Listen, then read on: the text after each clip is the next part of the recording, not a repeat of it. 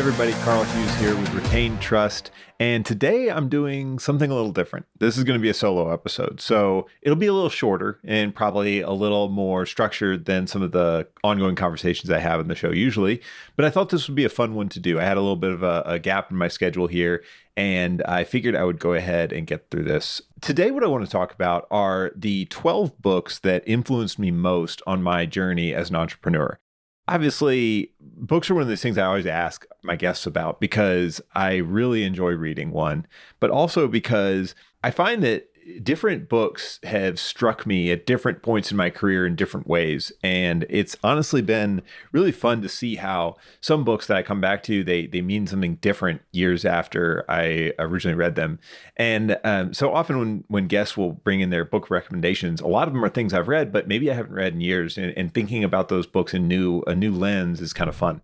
So today what I want to do is go through a blog post I wrote a couple years ago, but it's still very relevant, about 12 of the entrepreneurship books that I've learned the most from, pulled the most from. So let's jump into it. All right, first is The 4-Hour Workweek. Now, this is kind of a contentious one because a lot of people now looking at The 4-Hour Workweek would say, man, a lot of this advice is really dated. It doesn't really hold up to the test of time. He's talking about things like drop shipping that just doesn't work anymore, entrepreneurial speaking.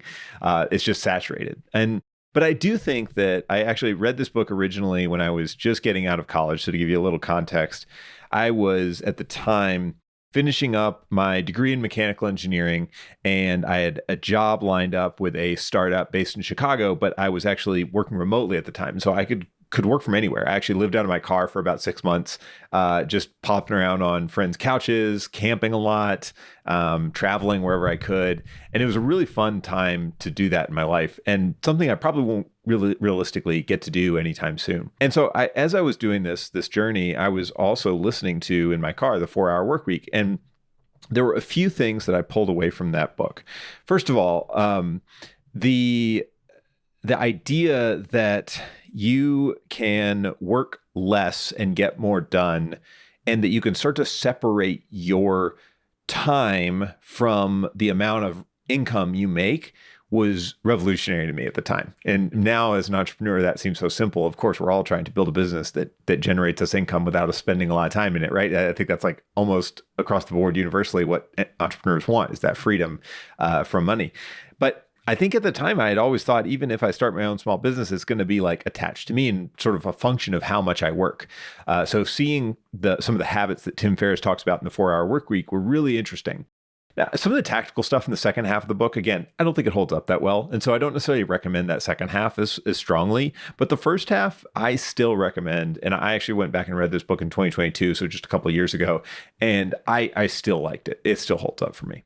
The second book is another cheesy one, but I'm going to go ahead and throw it in here. And that's How to Win Friends and Influence People by Dale Carnegie.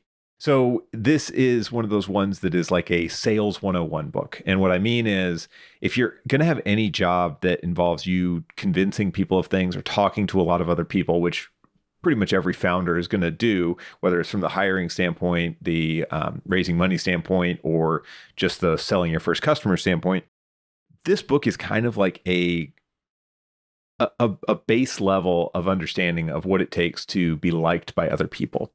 And so in it, Dale Carnegie gives a ton of advice that is very, very tactical about how you can make people like you and remember you and be more engaging when it comes to your conversations with people. And there's like two things I'll highlight here, although a lot of the general advice has stuck with me.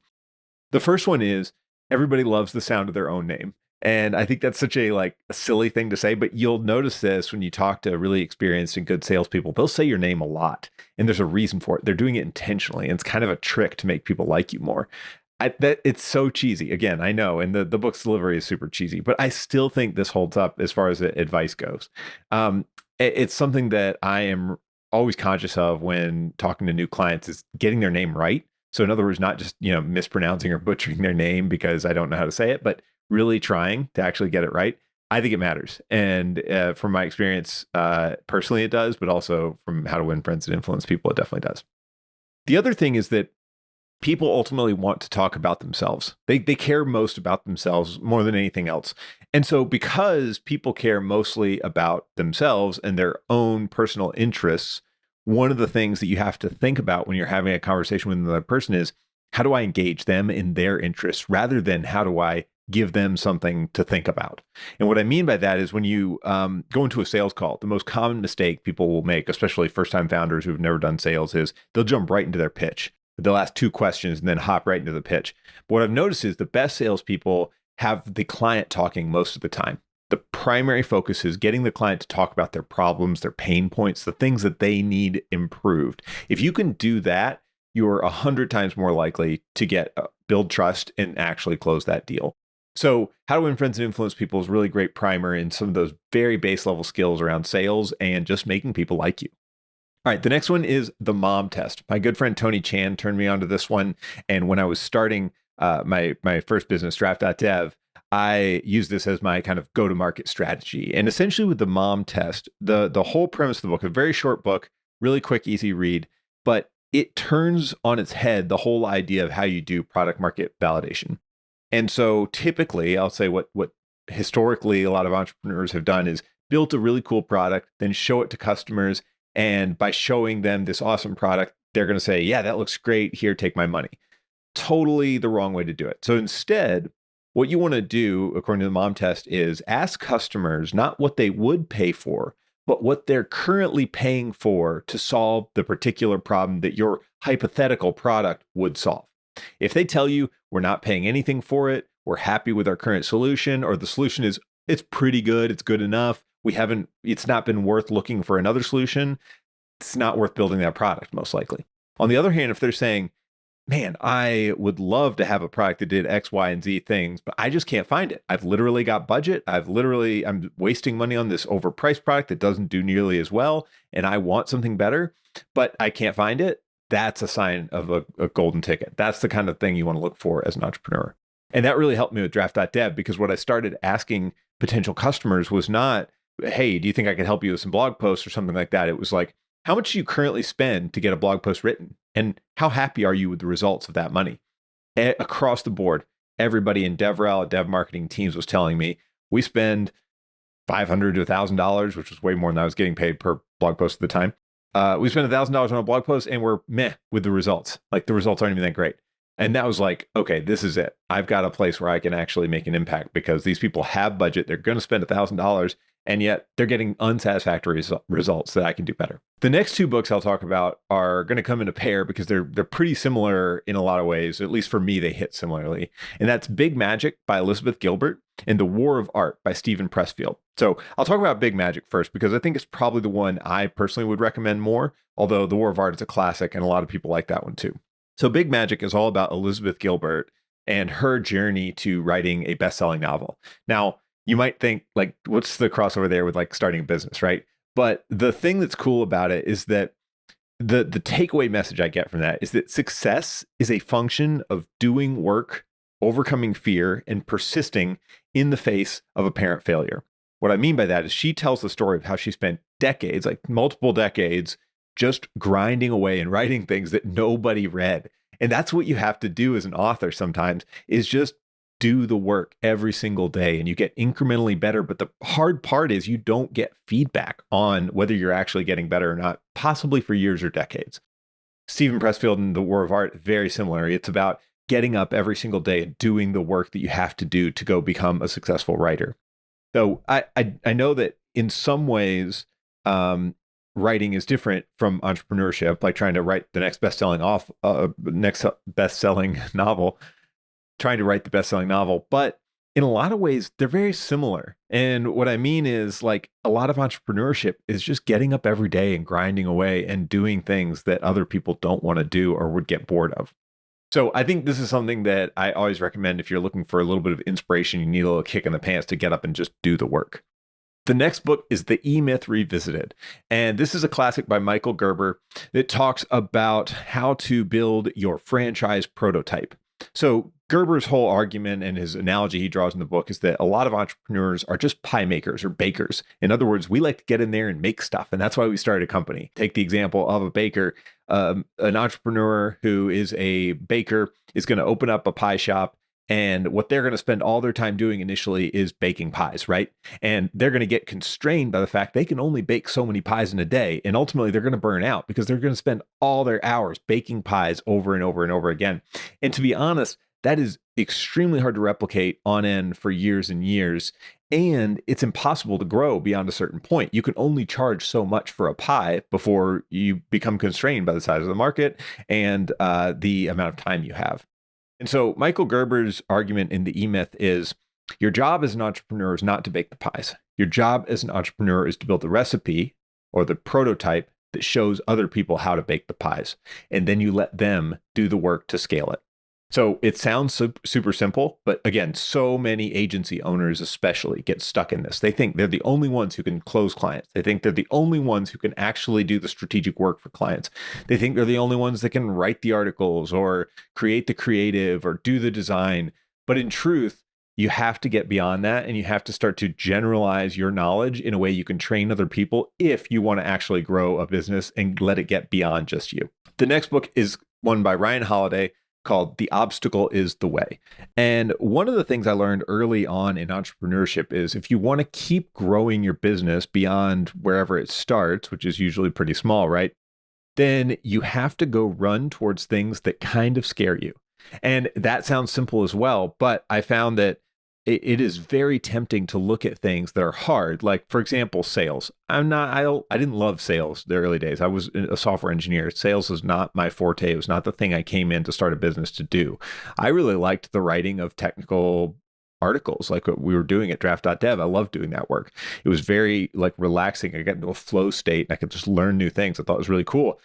But the truth is, to grow that business, I didn't need to write more articles. What I needed to do was get in front of more customers and do more sales.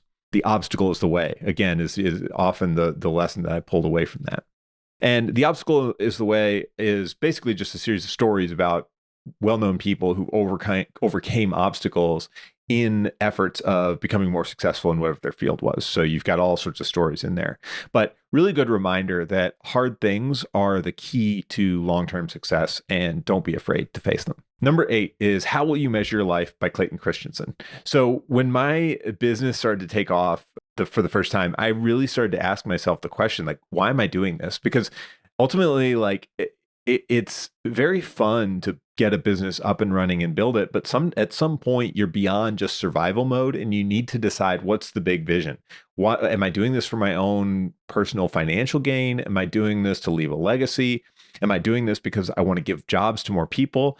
And How Will You Measure Your Life is a good way to sit back and reading this book, it kind of makes you sit back and think about, what are the things I really care about? It's essentially a series of lectures that Christensen gave towards the end of his life about success and the meaning of life as he sees it, and what is true success. And again, as a person with a family and a small business and a lot of interests, I think this was a really good one to remind me to keep my priorities straight and to be intentional about the thing that I'm actually trying to do. Number 9. Buy, then build. Okay, so this is a super tactical one as well, but again, I'm going to vary between the really tactical and the really high level stuff.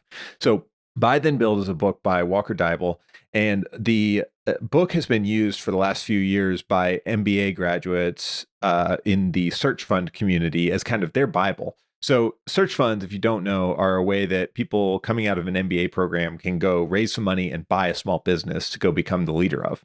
Now, typically, in search funds case, they're trying to buy something that is, say, a $3 to $5 or $10 million business that they can come in and be the CEO and leader and get the experience of running a small business and then sell it in 5 or 10 years so that they can pay their investors back. Now, I didn't ever do a search fund, but I did get into starting to acquire other businesses after reading this book because it gave me a very straightforward path to both the economics to make acquisitions work, as well as the tactics to actually take over a small business and run it successfully. So if you're ever interested in growing through acquisitions, this is a book that I highly recommend, especially for agency owners and more traditional small business owners. This probably doesn't all hold up when it comes to high growth startups and venture backed companies, but for those of us working in agency businesses, very, very pertinent information. So that's Buy Then Build by Walker Deibel.